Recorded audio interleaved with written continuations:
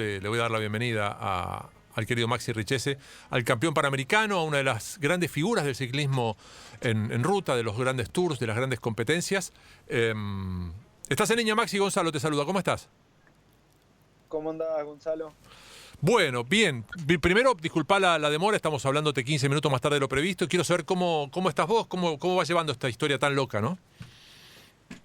Sí, la verdad que sí, una historia bastante particular, complicada, ¿no? Uno siempre piensa que por ahí no le puede tocar a uno y bueno, he pasado por todo, de cuarentena, tener el virus, recuperación, así que nada, ahora ya más tranquilo, ya pasé lo peor, así que nada, ya en casa con la familia, que eso es lo más importante en este momento.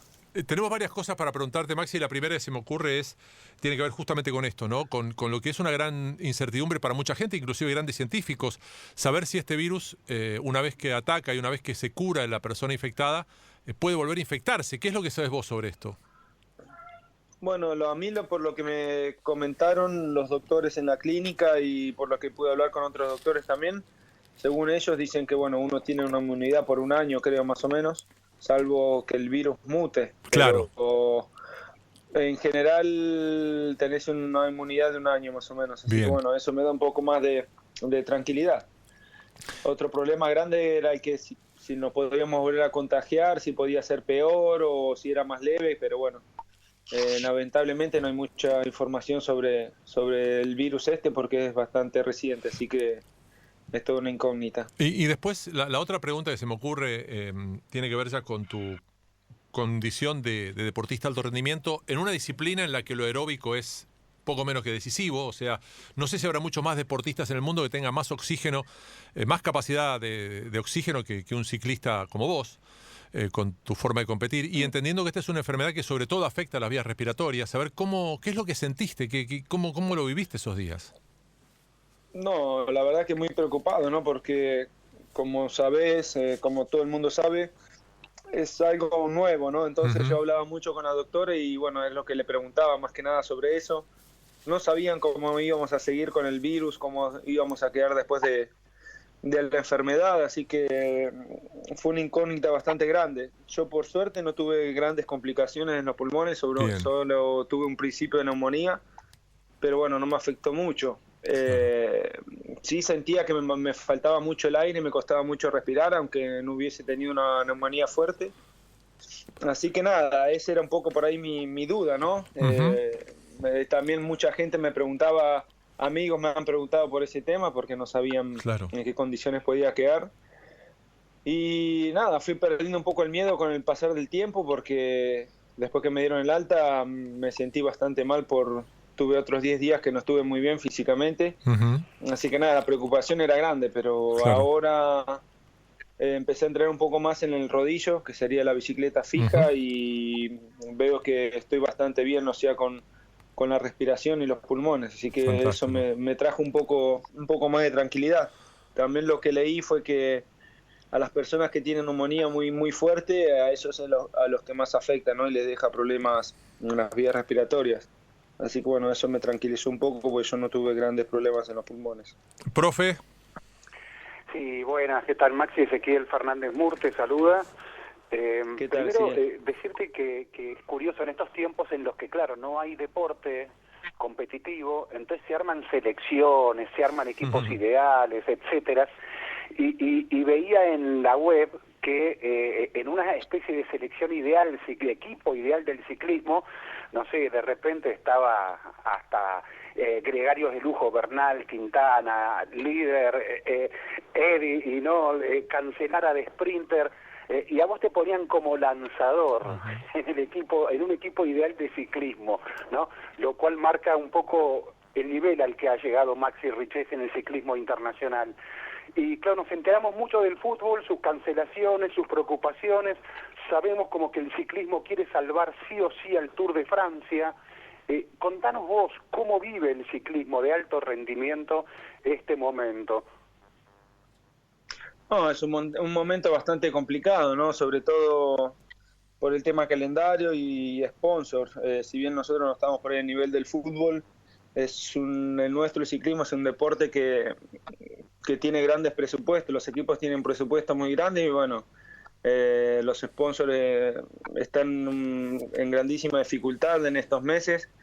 Así que nada, un poco también por la falta de carrera, falta de entrenamiento. Nosotros sí podemos entrenar un poco en lo que es la bici fija en casa, pero bueno, no es lo mismo. Nosotros necesitamos muchas horas de ruta y bueno, eso nos está complicando, pero bueno, sabemos que es para todos por igual y bueno, es una crisis mundial, ¿no? Así que más que nada en nuestra cabeza está primero la salud y bueno, tratando de entender un poco, es como dijiste, están tratando de salvar el Tour de France, que es la carrera más importante, donde los sponsors apuntan mucho, así que nada, creo que la temporada nuestra se va a correr bastante, eso es lo que están diciendo ahora, ¿no?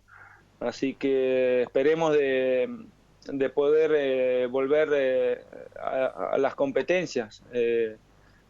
Pero bueno, como te dije, sobre todo lo primero y principal que uno piensa es en la salud, que es lo más importante.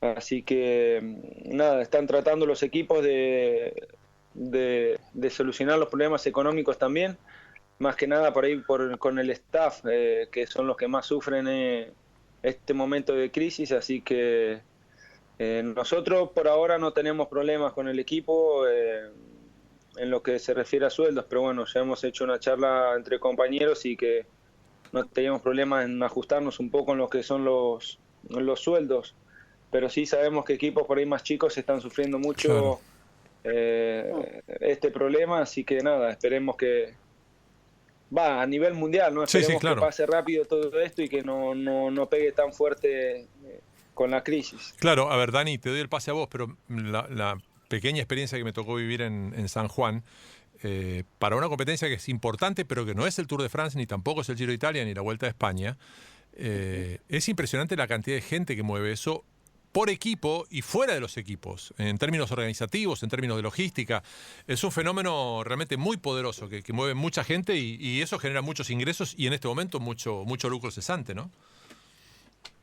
Sí, la verdad que sí, es como te dije, nosotros por ahí en los grandes tours, en el Tour de Francia somos 8 corredores, pero en total el equipo mueve 30 personas para 8 corredores, o sea que nosotros a nivel de staff es grandísimo y bueno, ellos tienen, nosotros no nos podemos quejar a nivel de sueldos, estamos muy bien, o sea, nos pagan bien económicamente lo que es sueldos, pero bueno, ellos tienen un sueldo bastante normal, digamos, y en caso de que hace un recorte, ya un 70%, un 50% para ellos es mucho. Claro. Así que en ese caso nosotros también pusimos nuestra voluntad, o sea, de tener un recorte por ahí más grande para que a ellos les puedan llegar a completar el sueldo al 100%, ¿no? Que van a ser los que más sufran, digamos, el recorte.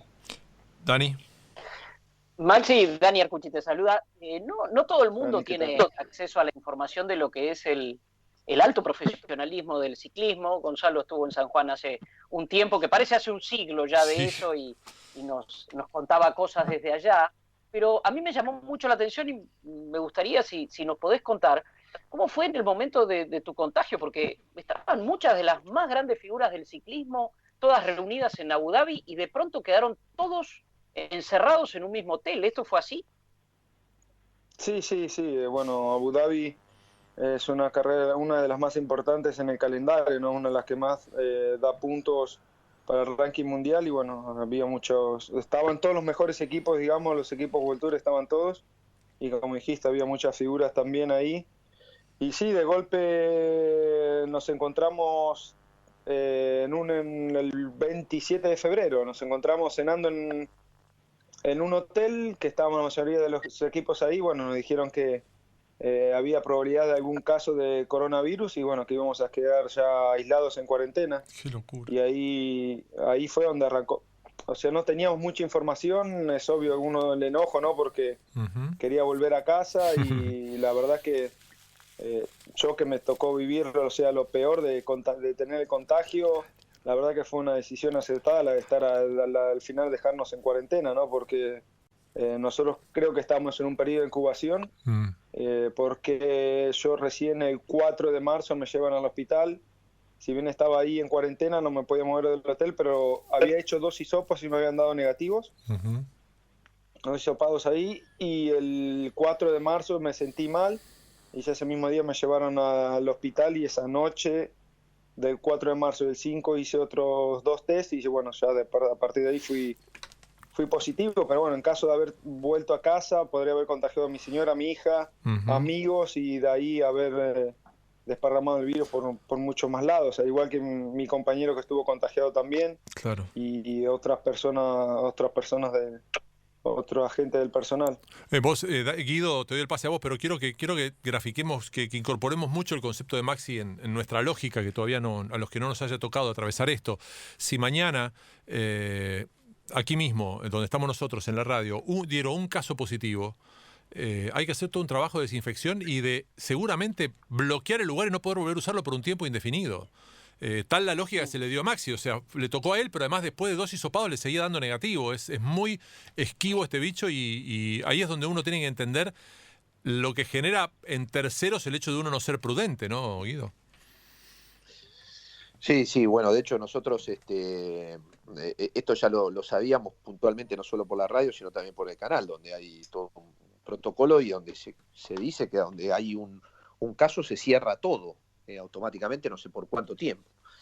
Yo le quería preguntar a Maxi, a ver, Maximiliano, vos has corrido el Giro de Italia, has corrido la Vuelta a España, tenés una enorme cantidad de mundiales encima, tenés 2 Juegos Olímpicos encima, tenés medallas panamericanas, venís de ser campeón panamericano de los Juegos Panamericanos en Lima.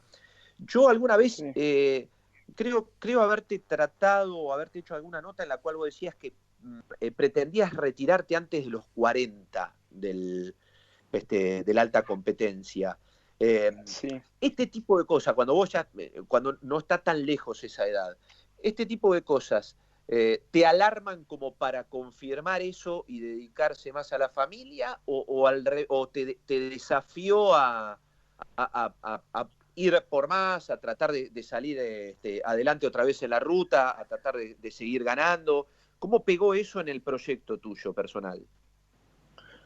Sí, bueno, uno piensa muchas cosas en ese periodo que estuve bastante solo. Aparte, nosotros el aislamiento fue individual, estábamos solos tanto en el hotel, después, bueno, lo que fue en el hospital también estábamos en habitaciones individuales, o sea, no veíamos a nadie, y bueno, tenés mucho tiempo para pensar, ¿no? Y nada, por ahí no sé si pensaba más al retiro, pero lo que sí pensé mucho también fue por ahí a disfrutar más, ¿no? Yo con el tema de la bici sacrifico mucho a mi familia, a mi hija sobre todo, y bueno, en esos momentos ahí que tuve mucho tiempo para pensar, por ahí lo que más pensé fue en disfrutar de la familia o de los amigos, y por ahí no sacrificar tanto por ahí a ellos, y disfrutar un poco más de la vida, ¿no? Porque bueno, lo primero y principal es la salud, así que por ahí no pensé mucho en retiro. Si bien yo tengo contrato hasta el año que viene, tengo más o menos una idea de por ahí ya el año que viene que sea el último, pero bueno, respetar ese contrato. Obvio, lo primero era ver en qué situación quedaba después de la enfermedad, si podía volver al alto rendimiento. Y nada, o sea, lo primero que pensé realmente fue en eso, de disfrutar más la familia, y bueno, compartir más tiempo con la familia y con amigos, que uno es lo que nosotros en general en el ciclismo es lo que más sacrificamos, porque pasamos mucho tiempo fuera de casa, entre carreras y concentraciones. ¿Profe? Sí, Maxi, me tenté de preguntarte porque, a ver, hablaste de la bicicleta, trabajar ahí en casa con la bicicleta, pero claro, yo te podría decir que mi vieja con sus 90 años hace 15 minutos de bicicleta por recomendación médica. ¿Cuántas horas haces con la bicicleta? ¿Cuál es la preparación tuya, casera? El otro día Julio Velasco, el capo del voleibol argentino y mundial, nos decía, el deportista el encierro lo sufre, ese cuerpo, todos sufrimos el encierro, pero el cuerpo del deportista que necesita es la herramienta y es no solo algo de salud, sino es todo para el deportista el cuerpo. ¿Cómo se prepara un deportista en la casa? ¿Qué significa ese encierro que siente tu cuerpo? Bueno, mira, el encierro nosotros lo sufrimos demasiado, porque lo nuestro es directamente en la ruta, son horas y horas de ruta, y estar en el medio de de paisajes, lo que sea, ¿no? O sea, estamos mucho tiempo al aire libre y estar encerrados por ahí es lo que más sufrimos, pero bueno, yo creo que nosotros en la bicicleta fija lo podemos usar como para mantener un poco la condición, pero no usarlo como entrenamiento, ¿no? No podemos, lamentablemente, no podemos hacer los mismos entrenamientos que hacemos en la ruta, porque ya hacer 3 horas arriba de la bicicleta fija es muchísimo, pero no te pone la misma condición que hacerlo en la ruta. Claro. O sea que nosotros lo que estamos haciendo más que nada es un mantenimiento. Yo estoy haciendo más o menos 2 horas, 2 horas y media, más de eso no hago en la bici fija, porque también hacer de más es contraproducente, ¿no? Es un desgaste muy grande psicológico que después uno lo paga cuando tiene que volver a salir de la ruta, ¿no? Como decís vos, el encierro nos afecta mucho, así que más que nada lo que tratamos de hacer es mantener un poco, no perder mucha condición y obvio, no subir mucho de peso, ¿no? Que es lo que más nos juega en contra. Dani. Recién hablabas de reflexión, de tiempo de reflexión, cuando Guido te preguntaba por la cuestión del retiro. Tengo entendido que alguien en una renovación de contrato en estos últimos tiempos te había hablado de estás viejo y a vos eso te dio más ganas todavía, esa rebeldía, pero en ese tiempo de reflexión, ¿qué hay después, Maxi? ¿Qué imaginás después cuando pase el retiro? ¿Haciendo qué? Me imagino que dentro del ciclismo. Sí, eso todavía no lo tengo bien en claro, lo que puedo hacer, ¿no? Uno ya se va haciendo la idea de que, bueno, por ahí yo con el tema de renovación, como lo dijiste, pensé un poco más en la edad que tenía, bueno, que tenía que pensar también un poco más al retiro. Sabemos que no es, sé por lo que me han contado, que no es fácil el retiro de deporte. Prácticamente yo toda mi vida he corrido en bicicleta y bueno, es como chocarse con otra realidad, ¿no? Cuando uno deja la bicicleta, pero bueno. Muchas ganas de seguir en el ciclismo tampoco tenía, digamos, como director técnico haciendo parte de un equipo, porque si yo dejo de correr, el motivo principal es por el tema de la familia, ¿no? El tiempo que uno está lejos de la familia, así que ser director técnico o formar parte de un equipo me va a llevar a seguir estando lejos de la familia, así que si lo hago en el ciclismo sería por ahí no hacerlo con tantos días lejos de casa, así que nada, por ahora voy a seguir pensando un poco también, me han hecho muchas ofertas también para seguir como técnico, pero bueno, lo tengo que pensar bien todavía. Guido.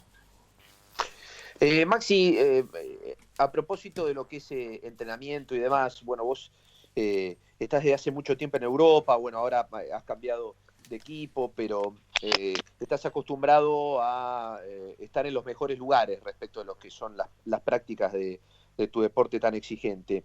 También es cierto que hace no mucho tiempo vos tuviste un accidente aquí que recordamos que tuviste el año pasado. Te chocó una mujer viniendo por la banquina, sí, cuando vos estabas entrenando acá en la Argentina. Y a eso apunto un poco, más allá de los costos que son muy elevados de los equipos y demás para poder estar en ciclismo de ruta, fuera de San Juan, ¿es difícil en la Argentina? No solamente de lo económico, que eso ya está claro, ¿no?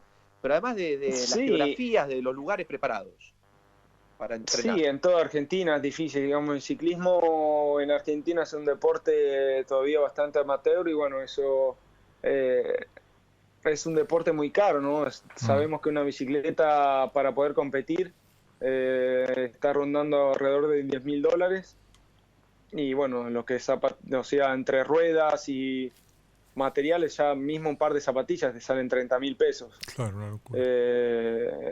Es un costo muy alto, ¿no? Así que es muy difícil en toda Argentina, ¿no? Si hay pocos equipos y bueno, eso hace lo que por ahí estemos un poco más atrasados con respecto a Europa o a mismo Estados Unidos, que tiene un gran nivel.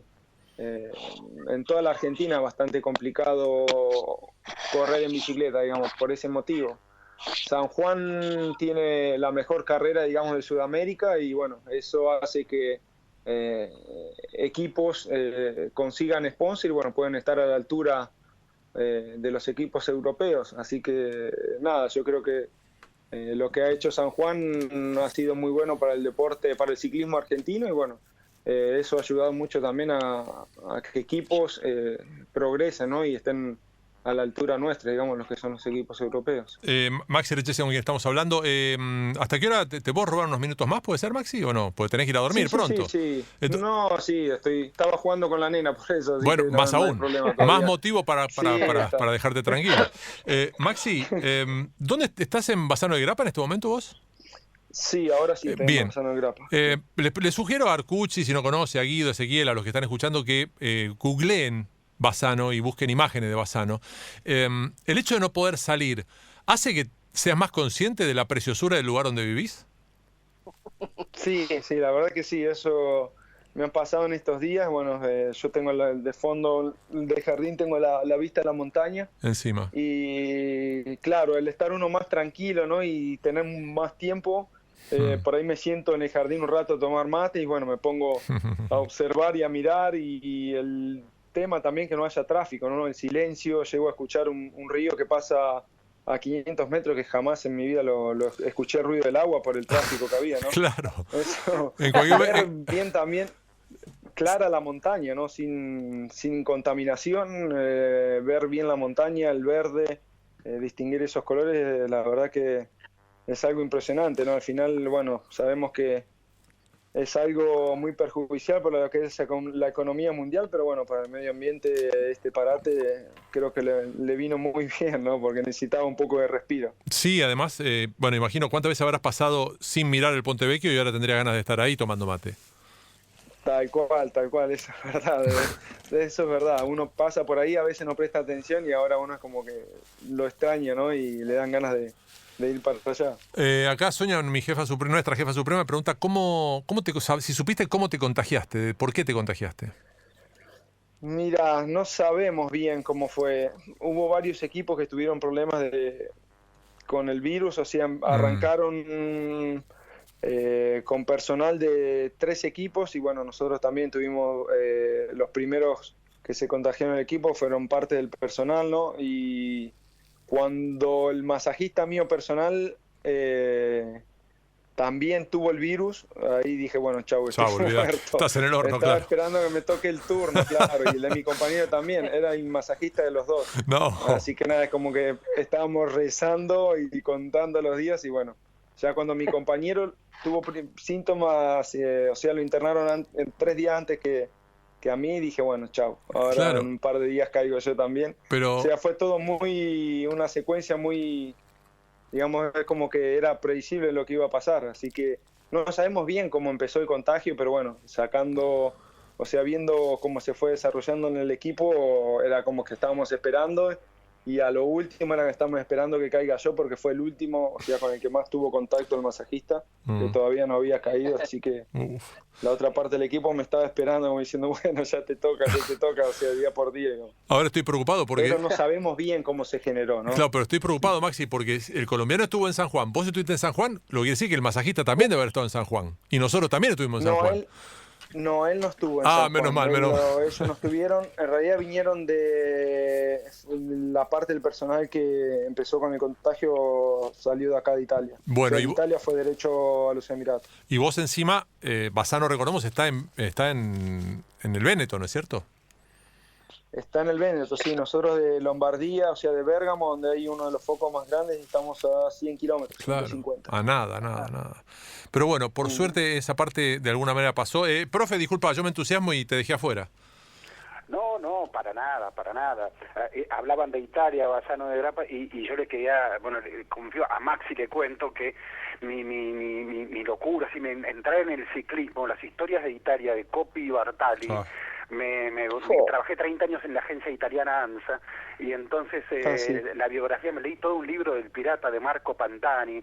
Recuerdo Sudáfrica 2010, termina el Mundial, nos vamos con algunos colegas al Parque Kruger, la maravilla de estar ahí bien, y veíamos que europeos solo miraban una pantalla de televisión. Y yo decía, pero están en esta maravilla y están mirando. ¿Y qué miraban? Miraban el Tour de Francia. Claro. Y yo digo, ¿por qué crees que el ciclismo sigue manteniendo esa imán, esa atracción tan poderosa, especialmente entre los europeos? Sí, yo creo acá, bueno, lo que es Italia, Francia, España, es una cultura, el ciclismo está a nivel del fútbol, ¿no? Es una cultura, viene de muchísimos años. Si incluso mirás fotos de aquella época de Coppi y Bartali, eh, tenía mucha gente que seguía el ciclismo, ¿no? Muchísima gente. Creo que el ciclismo acá es una cultura un poco también. Yo los primeros años que vine a Europa acostumbrado a Argentina, o sea que no prácticamente ni mi vecino sabe que corro en bicicleta, no me conocen prácticamente. Yo de estar acá en Europa, irme, no sé, pedaleando por ahí 50, 60 kilómetros de mi casa y me paraba en un bar a tomar una Coca-Cola, escuchar en la mesa de atrás a gente que hablaba de la carrera que yo había hecho el día anterior. O sea que discutían como un partido de fútbol, ¿no? Prácticamente esa misma, a mí me parecía todo raro, o sea, acá en Europa siguen mucho el ciclismo y bueno, es un deporte muy seguido y muy amado por la gente. Dani. Sí, pues es que a propósito de esto, Maxi, te quería preguntar, si no sucede, me da la sensación que sucede lo mismo con el ciclismo aquí que sucede con el running y el atletismo. O sea, hay muchos fanáticos por correr que no le da mucha bola al atleta, al atletismo competitivo. ¿Pensás que pasa lo mismo en la Argentina? Porque acá mucha gente es fanática de andar en bicicleta, de usar el deporte como un deporte recreativo, como una actividad física. ¿Te parece que sucede lo mismo? Sí, en lo que es el ciclismo, sí. Yo incluso, a mí me conoce mucha más gente en Europa, por ejemplo, no sé, en Colombia. Yo ando por la calle. Claro. Y, o sea, me reconocen. Y como te dije, en mi barrio no saben que corro en bicicleta. O sea, hace 15 años que soy profesional, he corrido las carreras más importantes del mundo, he ganado Juegos Panamericanos, he estado siempre... Y no saben en mi barrio que soy ciclista. O sea, no tiene, me ven andando en bicicleta y se piensa que es un hobby, que me voy de paseo. Que piensa que es el cartero. Claro, claro. Sí, perdóname, Maxi, no sé si sos muy afecto a las redes sociales, pero una de las tantas cosas que se viralizó en estos tiempos de cuarentena aquí en la Argentina es un ciclista que está en su balcón en un lugar de Buenos Aires y está con una bicicleta fija, como vos, con el rodillo, y está con el casco puesto. Y todos lo cargaban, se reían, decían, ¿para qué te pones el casco? Pero por ahí algún sentido tenía. No sé si lo viste. Yo lo vi el video, pero también no le encontré sentido de usar el casco arriba del rodillo. O sea, eso prácticamente nosotros no lo hacemos, pero bueno. Fue algo muy raro, porque ni siquiera fue armado, creo que lo filmaron de un balcón lejos, y esa persona que estaba arriba del rodillo estaba sola, o sea, no estaba hablando con nadie, que ni siquiera estaba haciendo un video, pienso, ¿no? Sí, fue algo raro, sí, es algo que nosotros no habituamos a hacerlo cuando estamos en el rodillo. ¿Y tú?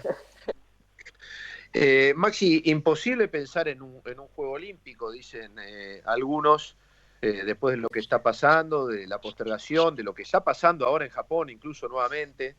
¿Qué sensación tenés frente a este cuadro de situación, vos que has estado en 2 Juegos Olímpicos y bueno, lo que podía ser Tokio 2020 y lo que eventualmente sería Tokio 2021?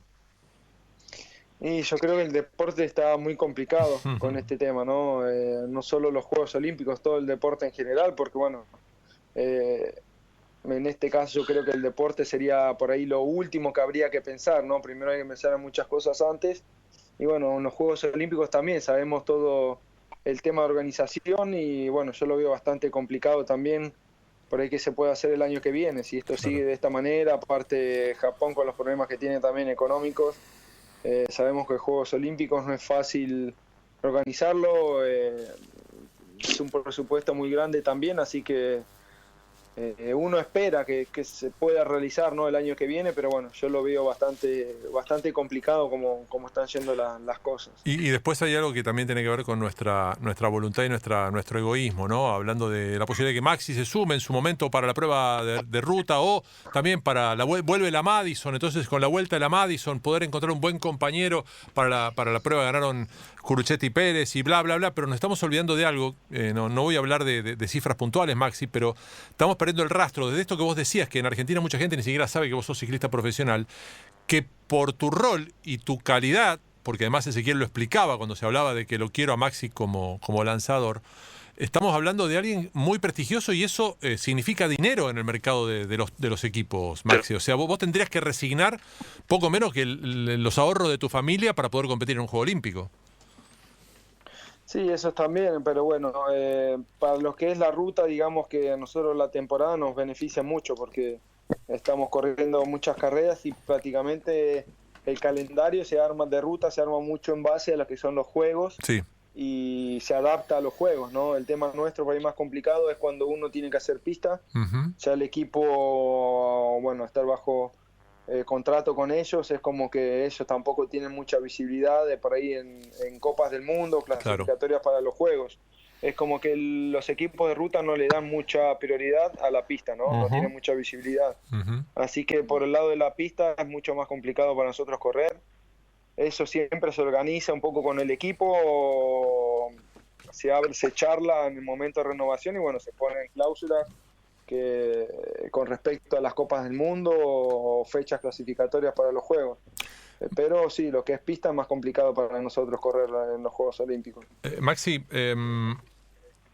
vos sabés bien cómo somos nosotros los argentinos, porque vos también lo sos, sí. Pero claro, viviendo en el exterior por ahí tenés otra perspectiva sobre esto que está pasando, porque además el país donde estás viviendo fue probablemente el más afectado por este fenómeno antes de que explotara todo en Estados Unidos y después de que explotara en China, porque vos mismo has tenido el virus. ¿Qué hablas con tu gente acá? Te lo digo desde este lugar, nosotros estamos como convencidos de que se está haciendo un trabajo serio para achatar la curva de contagio, que hay un alto nivel de acatamiento a la cuarentena, más allá de la cantidad de desejemplos que hay. Pero ¿cómo nos ves de alguna manera? ¿Sentís que estamos como muy confiados en eso, como que acá no nos va a pasar? Digo porque vos estás viviendo la realidad más cruda de esta enfermedad. Sí, si bien yo hablo mucho con mis amigos y mi familia, ya le di muchísimas recomendaciones, ¿no?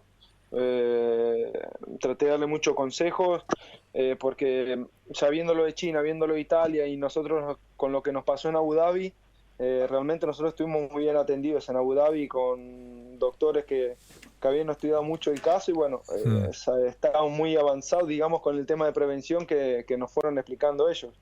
Así que nada, uno trató de darle los consejos, lo que yo vi muy bien de parte del gobierno y Ministerio de Salud, que han tomado las medidas, las prevenciones con anticipación, ¿no? Tomando un poco de ejemplo en lo que estaba pasando, como dijiste vos, acá en Italia, ¿no? Claro. Y eso fue lo que hizo que por ahí el virus no tome tanta magnitud, como no golpee tan duro como lo hizo acá en Europa. Pero bueno, es como en todos lados.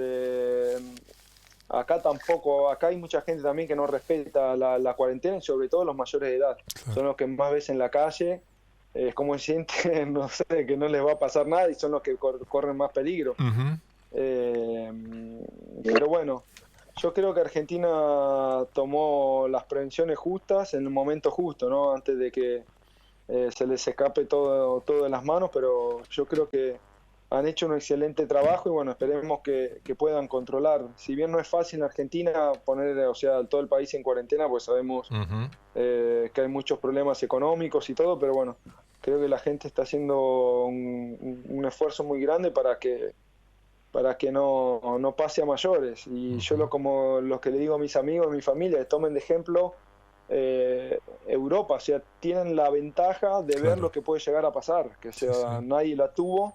Argentina o Sudamérica en general tiene esa ventaja, ¿no? De poder ver lo que puede llegar a pasar.